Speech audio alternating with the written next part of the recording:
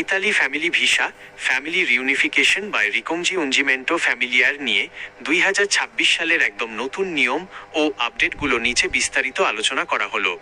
আপনি যদি আপনার পরিবারকে স্ত্রী, সন্তান বা পিতামাতা ইতালিতে নিয়ে যেতে চান, তবে এই গাইডটি আপনাকে শুরু থেকে শেষ পর্যন্ত স্পষ্ট ধারণা দেবে। 2026 সালের গুরুত্বপূর্ণ নতুন পরিবর্তন, নিউ আপডেটস। ইতালি সরকার সাম্প্রতিক ডিক্রি ডিএল 145-এর 2024 এবং 2026-এর নতুন নির্দেশিকা অনুযায়ী কিছু নিয়মে বেশ কড়াকড়ি এনেছে। 2 বছরের লিগ্যাল স্টে নিয়ম।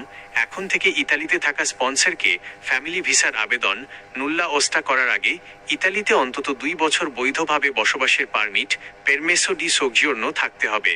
তবে নাবালক সন্তান এবং বিশেষ কিছু ক্যাটাগরির ক্ষেত্রে ছাড় রয়েছে। ইনকাম বা আয়ের নতুন সীমা 2026। ইতালিতে আপনার বার্ষিক আয় অ্যানুয়াল ইনকাম আগের চেয়ে কিছুটা বাড়ানো হয়েছে।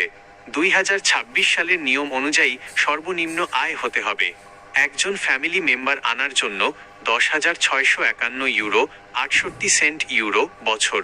2 জন ফ্যামিলি মেম্বার আনার জন্য 14,202 ইউরো 24 সেন্ট ইউরো বছর। বাসা পরিদর্শনের কড়াকড়ি, হাউজিং সুটেবিলিটি। আপনার বাসা কতটুকু বড় এবং সেখানে কতজন থাকতে পারবে সার্টিফিকাটো ডি ইডোনেইতা আলোজিয়াটিভা তা এখন মিউনিসিপ্যালিটি কমিউন থেকে আরও কঠোরভাবে যাচাই করা হচ্ছে। কারা আসতে পারবেন? Eligible family members: 1. স্ত্রী বা স্বামী, স্পাউস মাইনাস বয়স 18 বা তার বেশি হতে হবে। 2.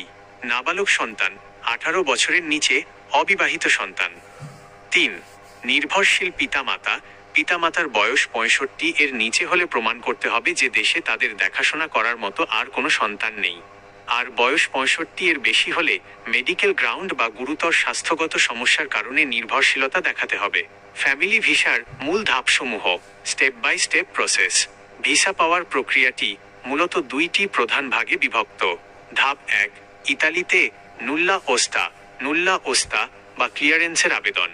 ইতালিতে থাকা স্পন্সরকে প্রথমে অনলাইনের মাধ্যমে স্পর্টেল্লো ইউনিকো ইমিগ্রেশন অফিসে আবেদন করতে হবে।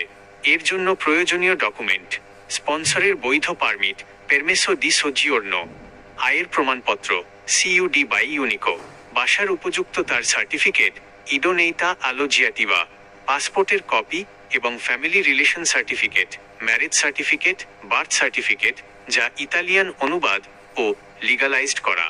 ধাপ 2, বাংলাদেশে ভিএফএস গ্লোবালে অ্যাপয়েন্টমেন্ট ও ভিসা জমা। ইমিগ্রেশন অফিস নুল্লা ওস্তা ইস্যু করলে সেটি সরাসরি ইতালিয়ান দূতাবাসে চলে আসে।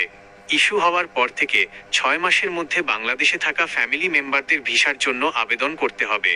ভিএফএস অ্যাপয়েন্টমেন্ট: বর্তমানে ঢাকার ভিএফএস গ্লোবালের মাধ্যমে অ্যাপয়েন্টমেন্ট বুক করতে হয়। জরুরি বা ওয়াক ইন সুবিধা: বিশেষ আপডেটে জানানো হয়েছে, যদি কারো নুল্লা ওস্তার মেয়াদ 30 দিনের কম থাকে, এক্সপায়ারিং উইদিন 30 ডেজ, অথবা আবেদনকারী যদি নাবালক হয়, তবে নির্দিষ্ট কিছু তারিখে, যেমন ভিএফএস এর নোটিশ অনুযায়ী মাসের নির্দিষ্ট রবিবারে সকাল 8:30 থেকে সকাল 10:30 এর মধ্যে অ্যাপয়েন্টমেন্ট ছাড়াই সরাসরি ওয়াক ইন ফাইল জমা দেওয়া যায়। প্রয়োজনীয় কাগজপত্র: বাংলাদেশ পার্ট ডকুমেন্টস, মূল পাসপোর্ট, ন্যূনতম 2 বছর মেয়াদ থাকা ভালো।